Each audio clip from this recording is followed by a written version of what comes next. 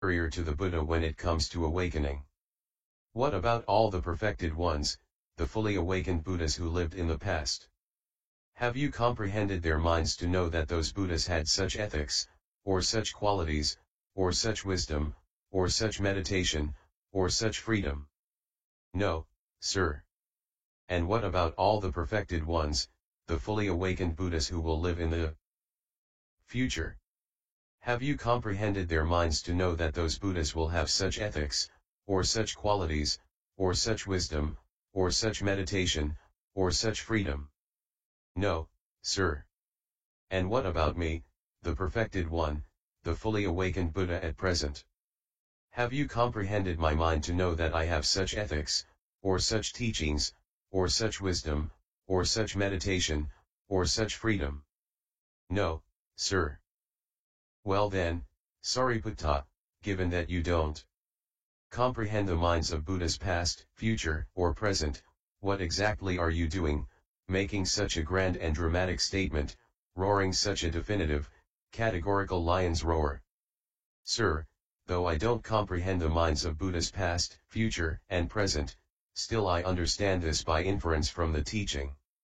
Suppose there was a king's frontier citadel with fortified embankments, ramparts, and arches, and a single gate.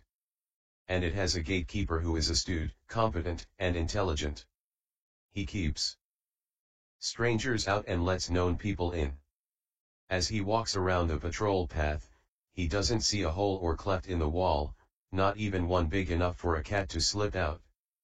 He thinks, whatever sizable creatures enter or leave the citadel, all of them do so via this gate. In the same way, I understand this by inference from the teaching, all the perfected ones, fully awakened Buddhas, whether past, future, or present, give up the 5 hindrances, corruptions of the heart that weaken wisdom. Their mind is firmly established in the 4 kinds of mindfulness. Meditation. They correctly develop the 7 awakening factors. And they wake up to the supreme perfect awakening. And while staying at Nalanda, too, the Buddha often gave this Dhamma talk to the mendicants. Such is ethics, such is immersion, such is wisdom. When immersion is imbued with ethics, it's very fruitful and beneficial. When wisdom is imbued with immersion, it's very fruitful and beneficial. When the mind is imbued with wisdom, it is rightly freed from the defilements, namely, the defilements of sensuality, desire to be reborn, and ignorance. 5. The drawbacks of unethical conduct. When the Buddha had stayed in Nalanda as long as he wished, he addressed Venerable Ananda, "Come, Ananda, let's go to Patalagama." "Yes, sir," Ananda replied. Then the Buddha together with a large sangha of mendicants arrived at Patalagama. The lay followers of Patalagama heard that he had arrived. So they went to see him, bowed, sat down to one side, and said to him, "Sir, please consent to come to our guest house." The Buddha consented in silence. Then, knowing that the Buddha had consented, the lay followers of Patalagama got up from their seat, bowed, and respectfully circled the Buddha, keeping him on their right. Then they went to the guest house, where they spread carpets all over, prepared seats, set up a water jar, and placed a lamp. Then they went back to the Buddha, bowed, stood to one side, and told him of their preparations, saying, "Please, sir, come at your convenience." In the morning, the Buddha robed up and, taking his bowl and robe, went to the guest house together with the sangha of mendicants. Having washed his feet, he entered the guest house and sat against the central column facing east. The sangha of mendicants also washed their feet, entered the guest house, and sat against the west wall facing east, with the Buddha right in front of them.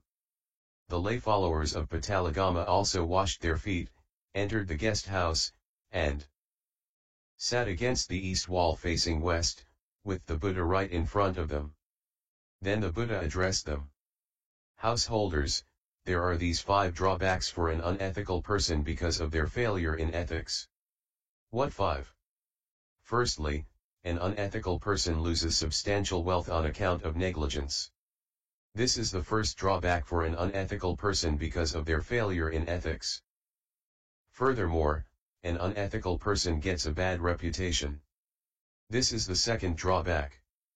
Furthermore, an unethical person enters any kind of assembly timid and embarrassed, whether it's an assembly of aristocrats, Brahmins, householders, or ascetics. This is the third drawback. Furthermore, an unethical person dies feeling lost. This is the fourth drawback. Furthermore, an unethical person, when their body breaks up, after death, is reborn in a place of loss, a bad place, the underworld, hell. This is the fifth drawback. These are the 5 drawbacks for an unethical person because of their failure in ethics. 6. The benefits of ethical conduct. There are these 5 benefits for an ethical person because of their accomplishment in ethics. What 5? Firstly, an ethical person gains substantial wealth on account of diligence. This is the first benefit. Furthermore, an ethical person gets a good reputation. This is the second benefit.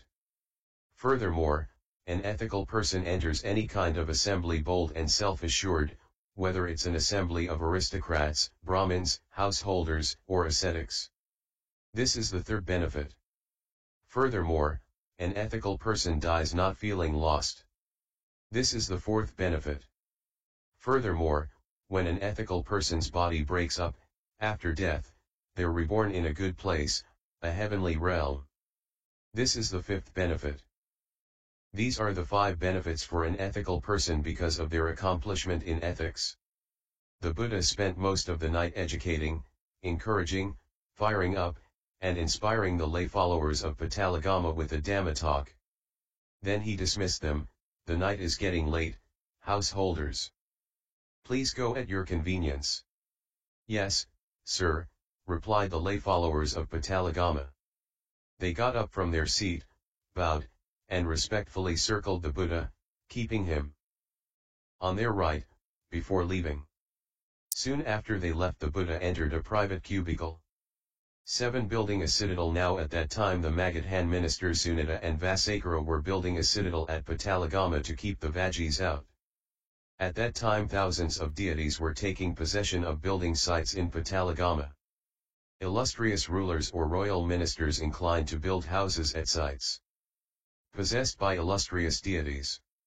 Middling rulers or royal ministers inclined to build houses at sites possessed by middling deities. Lesser rulers or royal ministers inclined to build houses at sites possessed by lesser deities. With clairvoyance that is purified and superhuman, the Buddha saw those deities taking possession of building sites in Patalagama. The Buddha rose at the crack of dawn and addressed Ananda, Ananda, who is building a citadel at Patalagama. Sir, the Magadhan ministers Sunita and Vasakara are building a citadel to keep the Vajis out. It's as if they were building the citadel in consultation with the gods of the 33. With clairvoyance that is purified and superhuman, I saw those deities taking possession of building sites. Illustrious rulers or royal ministers inclined to build houses at sites possessed by illustrious deities. Middling rulers or royal ministers inclined to build houses at sites possessed by middling deities.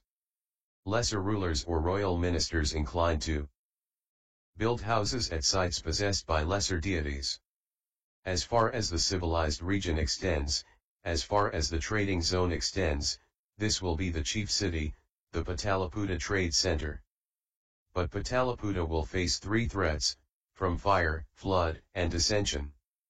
Then the Magadhan ministers Sunita and Vasakara approached the Buddha, and exchanged greetings with him. When the greetings and polite conversation were over, they stood to one side and said, "Would Master Gautama together with the mendicant Sangha please accept today's meal from me?" The Buddha consented in silence. Then, knowing that the Buddha had consented, they went to their own guest house, where they had a variety of delicious foods prepared.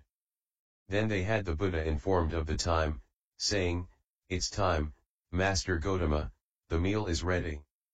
Then the Buddha robed up in the morning and, taking his bowl and robe, went to their guest house together with the mendicant Sangha, where he sat on the seat spread out. Then Sunita and Vasakara served and satisfied the mendicant Sangha headed by the Buddha with their own hands with a variety of delicious foods. When the Buddha had eaten and washed his hand and bowl, Sunita and Vasakara took a low seat and sat to one side. The Buddha expressed his appreciation with these verses. In the place he makes his dwelling, having fed the astute and the virtuous here, the restrained spiritual practitioners, he should dedicate an offering to the deities there. Venerated, they venerate him. Honored, they honor him. After that they have compassion for him, like a mother for the child at her breast. A man beloved of the deities always sees nice things. When the Buddha had expressed his appreciation to Sunita and Vasakara with these verses, he got up from his seat and left. Sunita and Vasakara followed behind the Buddha, thinking, the gate through which the ascetic Gotama departs today shall be named the Gotama Gate. The ford at which he crosses the Ganges river shall be named the Gotama Ford. Then the gate through which the Buddha departed was named the Gotama Gate. Then the Buddha came to the Ganges river. Now at that time the Ganges was full to the brim so a crow could drink from it. Wanting to cross from the near to the far shore, some people were seeking a boat, some a dinghy, while some were tying up a raft. But, as easily as a strong person would extend or contract their arm, the Buddha, together with the mendicant Sangha, vanished from the near shore and landed on the far shore. He saw all those people wanting to cross over.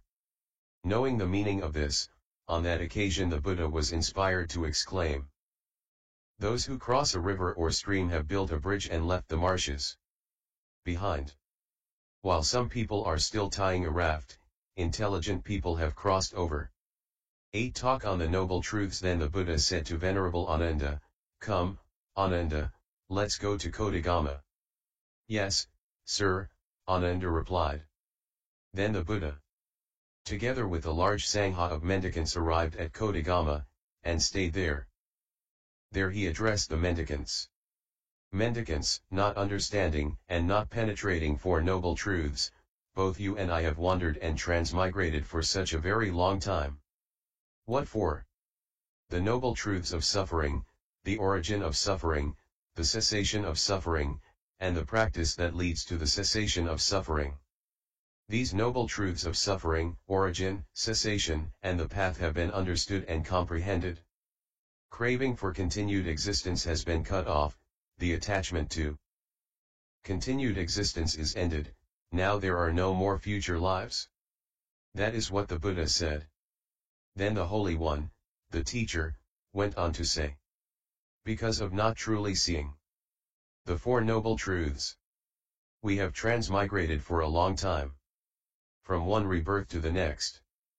But now that these truths have been seen, the attachment to rebirth is eradicated. The root of suffering is cut off. Now there are no more future lives." And while staying at Kodagama, too, the Buddha often gave this Dhamma talk to the mendicants. Such is ethics, such is immersion, such is wisdom. When immersion is imbued with ethics, it's very fruitful and beneficial.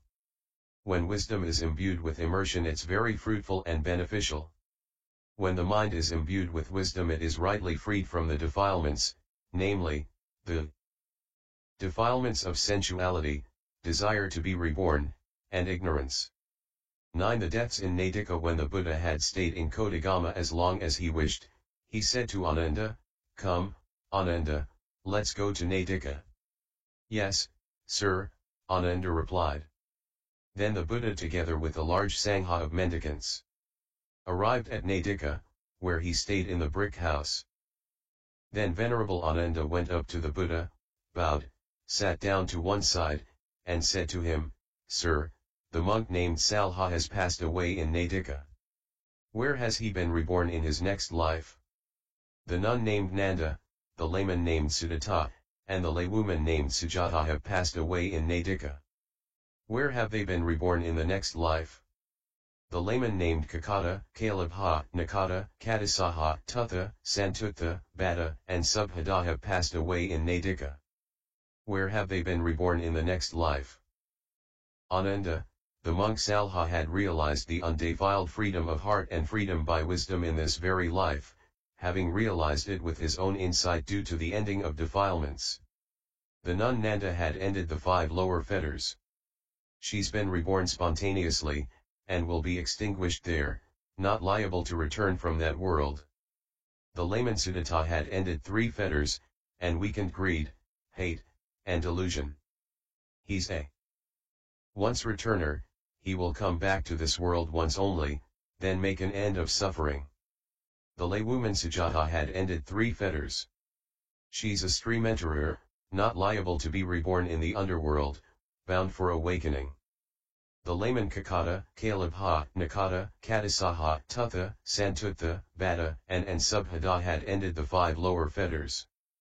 They've been reborn spontaneously, and will be extinguished there, not liable to return from that world. Over 50 laymen in Natika have passed away having ended the 5 lower fetters. They've been reborn spontaneously, and will be extinguished there, not liable to return from that world. More than 90 laymen in Natika have passed away having ended 3 fetters, and weakened greed, hate, and delusion. They're once returners, who will come back to this world once only, then make an end of suffering. In excess of 500 laymen in Natika have passed away having ended 3 fetters. They're stream enterers, not liable to be reborn in the underworld, bound for awakening. 10. The mirror of the teaching. It's hardly surprising that a human being should pass away. But if you should come and ask me about it each and every time someone passes away, that would be a bother for me. So Ananda, I will teach you the explanation of the Dhamma called the mirror of the teaching. A noble disciple who has this may declare of themselves, I've finished with rebirth in hell, the animal realm, and the ghost realm. I've finished with all places of loss, bad places, the underworld. I am a stream enterer. I'm not liable to be reborn in the underworld, and am bound for awakening. And what is that mirror of the teaching? It's when a noble disciple has experiential confidence in the Buddha, that blessed one is perfected, a fully awakened Buddha, accomplished in knowledge and conduct, holy, knower of the world, supreme guide for those who